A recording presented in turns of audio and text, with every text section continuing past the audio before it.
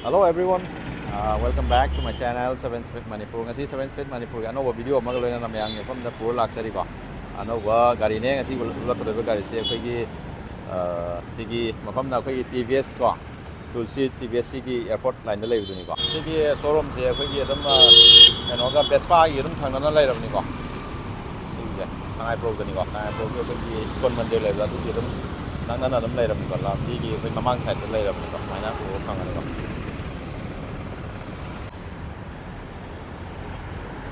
Yaida sigi koi electric scooter ama ko adam thumbnail da juk uramani electric scooter do ngasi hape chorakwa basic detail ko adugi hape samlakwa ama yengmina jena lakoni ko ado sida leide ado kana ko misina using na koi gi loan gi matang da aidi loan loaning bai sinau sing leire ko su loan gi su dum khudong sa badum leigani na takki ko aduga booking di dum hore moi aduga laiba gari TVS ki gang ngak ni ko sida le sigi sida iQUBE angau wam le ja sinju koi gi base model oi ni ko sigi na aduga makhal se magi koi gi gari sigi mai makhal se variant manga thong lai ba ko makhal manga se koi gi iQUBE ainam le iQUBE S haibam le iQUBE ST haibam le ko da iQUBE sida makhal ani mung lai koi gi 2.2 haidi magi keno je battery ki kilowatt se 2.2 gi ama aduga 3.4 gi ama aduga khwai top sina mo 5.1 kilowatt hour gi sang lai ba ado si sina khoi gi mid variant haiba tare ko market ne akoi price se akoi sigi keno je hadin ei price suma hanai jara ko price se ma se khoi gi ex showroom ta ba adum direct on road adum haipet ai jara ge do price se moi adum matam gi dum changes kar ga di dai na ba nga thani ko adu ge ji ki na leiba price se khoi gi keno se iQUBE khoi gi base to adu 1,28,100 smai lai gani ko adu sigi mid variant S variant je sigi sina koi gi lai du se 1,68,149 smai lai ko adu top koi krang mi sina top booking tau ne sudum top sudum booking tau fen bi ai ji sida di koi top tu di natre ko se ulija top tu na mu koi gi 1,98,363 smai lai adu top sina kitang di wang ko wang wai matung ina magi range sudum kenara ko ni ko range se zik moi se da pi ba range se keno ne makal je mai digi base angau bu na ne 75 km range mai pi bu ka duga ko gi mid sigi keno sina mo 100 km mai pi bu ka duga sai gi 5.1 kilowatt hour gi duna mo keno pi ba range se ko 150 km range adu di ko gi normally ko gi EV ko gi scooter sing je average oi na dum 100 ki keno se dum average mai lo yam le phang ne bu ko ado kaite 150 city dum yare na khale ko adi yamba ko gin Delhi ko nuti gi ko thawai ngang chap ko pa tor ga su dum yamba 100 km ai di 150 ai ke su thawroi do pone ko aduna ma se adu gi keno do ya bra na khale ko adi top model lo adu si su dum yai 100 si su dum yai ko 100 si common no na dum yai na khale ko ado yeng asing asigi si gi habet samlapa details review video habet ta ta sing na ga de sina maningi looks cost minus u ni ko ra LED setup mana loi LED lai ko maning gi ja ngi wa do masu su mai gi akoi gi keno do variant dui matung na masu je option je dum phang ye bo aduga akoi gi front gi looks na smaina dum ure ko adu ma se akoi gi color option je base da ani adagi standard da makal akoi gi kenong lai makal color option je standard num khar ya me ko aduga top ta no makal color hom dum phang ye bo yeng bi ma gi color si color si dum na le ko ani ma dum na le phaje magi mamang ge look se khoi gi smaina u gani right LED ni ko koi yeng bada khoi gi gari se dum futuristic ma la do yeng ba he yeng bada su gari se electric man da ba haibam le no ko ayam ba khoi gari ayam ba si ba sum lai sing je gari se yeng bada electric ki gari sing je yeng bada tuan ba ma dum he si di electric ni dum eta hai nei no ko electric gari eta ma le na ado si gi si khoi gi tuan ba khoi gi electric oi jar ga su he yeng bada man da ba ko adu ma oi bu ko aduna yamna amna ga do ba gari makhala ma oi hoji pau ga ai sum yeng bada sina glossy finish da khoi black to ko ai pi re du si ju khoi DRS smile lai ga ni ko yeng bi am no ai se de so khoi gi manung da su LED tek smile thai ko na khoi gi moi gi tongan ba beijing ma smile lai ga ni adu ga ma gi khoi mamang gi front gi tire gi section smile u ga ni ko disc ne smile la ga ni adu ga tire gi size se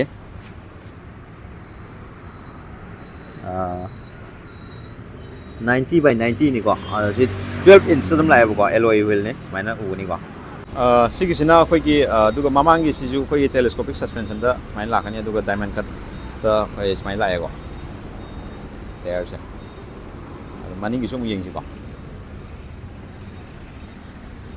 maning gi sina smai ta ko ni ko se khoi gi spring this maina mai maning gi this maina u ko aduga sigi khoi mamangi si machine na kitang wang khat le ko glossy finish da pi ga si jo smart connect ana ko adu si loimak khoi gi phone da khoi kaino connect loi tawraga ma je adum connected feature hai tare connected feature ko loina lakwa gari woi dene ba aduga magi khoi seida aina mo hani na khoi gi magi charging tawbai matam je charging tawbai mai battery capacity di matu ina khena ka doine ba khoi 2.2 sina mo magi matam timing je ko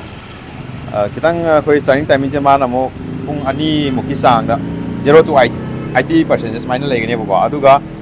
sigi standard variant jina mo 3.4 kilowatt ki jina mo pung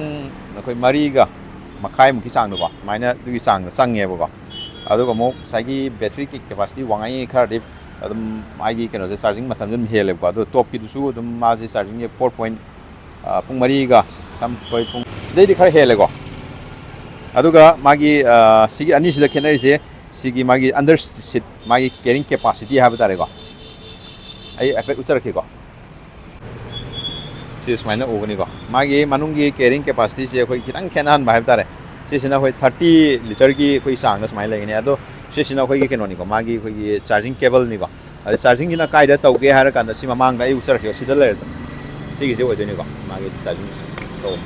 adu ga magi si ki keno si madi am thina saw re ko adu helmet khoi ki half size ko adu ki half size ani dum half dum chala ni ko magi keno am thina saw ko yeng ba aduga side koi side ki view hai batare mai gari si ko smaina u ni ko aduga sige akoi gi leg room ju yam marang kaina padana dum u phange ko aduga magi sige side stand smaina lai ni aduga si magi maningi si rubber na hape ko pilen gi koi khong thamam ja smaina TVS maka smaina thare sidana iQUBE electric and smaina design smaina lai ni ko chrome gi treatment ko loina na hai batare ko adu sida su koi tayar gi size se sida su dum 90 by 90 12 inch adum piye ba size gari ki size adum yam thina magi dimension a screen map chara ge size adum normal khoi akiba adigi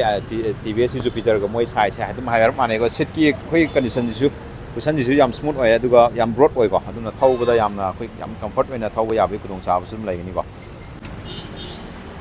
sigi se o magi khoi en tok ta ga yaw do maina iQUBE maina TVS iQUBE maina mana tàu cái này có để mà sẽ cái km pi rồi không đấy đó để cái magi battery cái magi sẽ đó pi rồi sẽ cái magi infotainment cái nói chú hay biết đang hay video này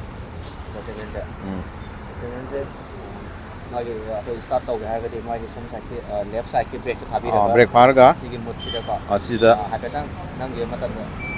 smile display smile ngal cái này có display da ni leba eco motor thau ba mo ko eco ma power ma ko eco power thau ga kana power sin ga kana sigi mo chida dum one time click thau ga kana power sin leba okay same lai hai ado ma gi parking ki parking tau bai se sigi je parking ni ko parking ni ma sigi je parking function tau ga ga di song sa brake sin ma phabi ma tam da one time na click nang gi ma tam da la ni ba forward hai ma forward ki somna reverse ki ko reverse ki je reverse tau ga kana sigi parking ki ja do cái number okay okay okay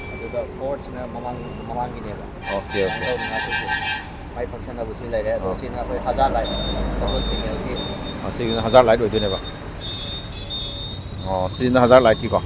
listing vậy em phải mấy có okay mai turn thì cái đó massage ở đó lâu chơi đấy cả okay xin lại đấy cái đó có đi okay so they only say magi kilometer running ni ko ani magi average speed the peak do ni sina kilometer range ni ba my range to okay okay si bluetooth connect to ga dum phone ga connect to so dum yai ko dum yai meter yang khai manung dum ai gai ka dai le ga ha dum si yeng ba ya de okay okay yam na phajaba feature ga loina na la pa dum ba my technology ga yauna build tor pa dum kenone ha bitare ne ko sige keno je sida yaw is na ko gi mobile charger point oh okay mobile charger gi ko bet labi la ngang te sa ko gi na ba adu sida na ko gi system ne ba kai je kai ko ma hen kai da yarak ta ga ha di sido tin nei da na mai gi line to ana atung na ba di ko ne ba okay okay adu sida na mai gi charger gi mai mo mai to lai okay oh sisna sai gi mamang gi du da ten do ne bu ko okay okay power ba okay okay adagi sisna S variant gi ko S variant gi magi infotainment ji man sina kitang pak nam yaw ai bu ko tasti oi da ba do top ta nam tas oi ko power du sama na re mai dia sa camera sina mu range sem kitang 102 mu la ko ba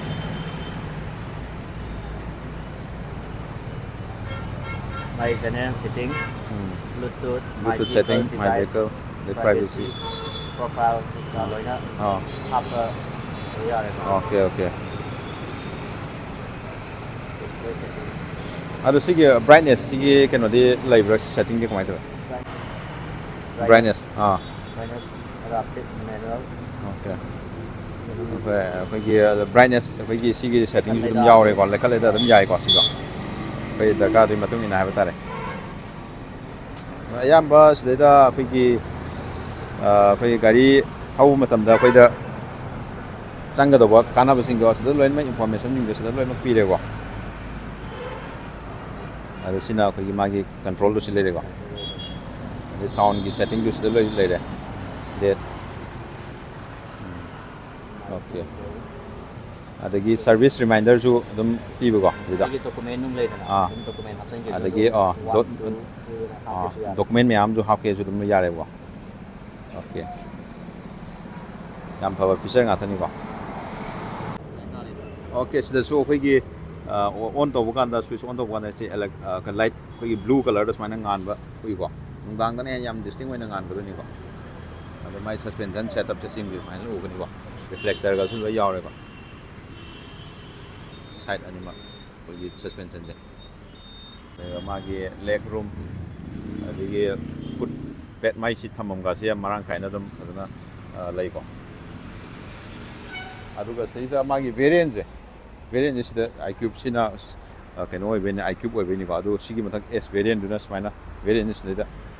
mani igene ko variant aduga ma gi material si jo dum yai ko material si jo dum plastic ma gi keno sing ja premium oi ba dum khara dum yaw premium dum oi ha bitare ko hard plastic oi ba dum aduga magi so gi design smaina u gani ko